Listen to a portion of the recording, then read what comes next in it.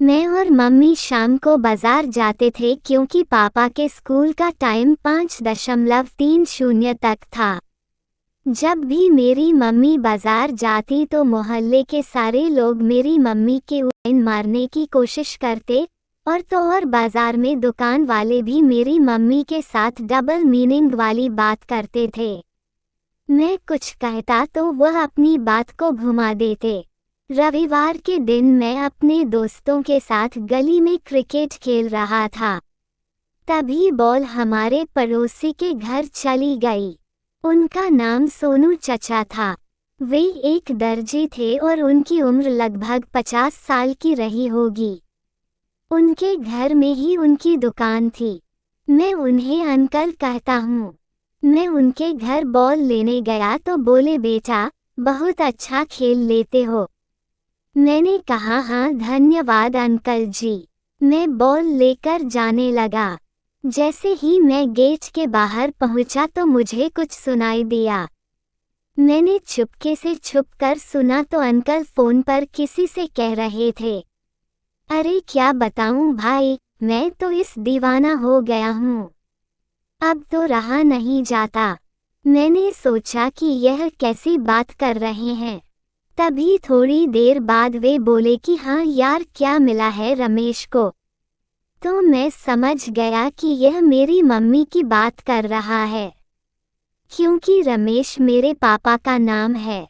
उनकी बात सुनने के बाद मैं घर आ गया। मैंने खाना खाया और सो गया। जब मैं उठा तो मम्मी अपनी किसी सहेली से बात कर रही थी और पापा टीवी देख रहे थे।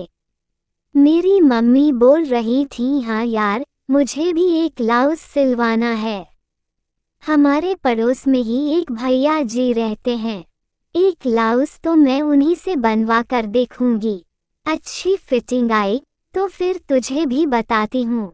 उनकी यही सब बातें चल रही थी। मैं बाहर चला गया। फिर अगले दिन मम्मी और मेरा छोटा भाई सोनू अंकल के यहाँ गए। मैंने भी उनका पीछा किया। मम्मी और छोटू अंदर गए। सोनू अंकल मेरी मम्मी को देखकर एकदम आश्चर्यचकित हो गया और हैरानी से बोला, अरे आप यहाँ पर। हालांकि वह कमीना अंदर ही अंदर कितना खुश हो रहा था, ये तो शायद मुझे उसकी आंखें देखकर ही पता चल रहा था। फिर मम्मी ने कहा, जी मुझे एक ब्लाउज सिलवाना है। अंकल ने कहा, हाँ जी जरूर सिल दूंगा। मम्मी बोली, बैकलेस बनवाना है। अंकल ने कहा, हाँ जी बैकलेस भी सिल दूंगा। मम्मी ने उसे कपड़ा दे दिया। फिर उसने मम्मी से कहा, जी नाप भी दीजिए। मम्मी ने एक ब्लाउज दिया कि इसी साइज का सिल दीजिए। पर अंकल बोले, अगर आपको फिटिंग का ब्लाउज चाहिए तो आपको अपना नाप देना होगा। मम्मी ने कहा, भैया जी इसी नाप का सिल दीजिए।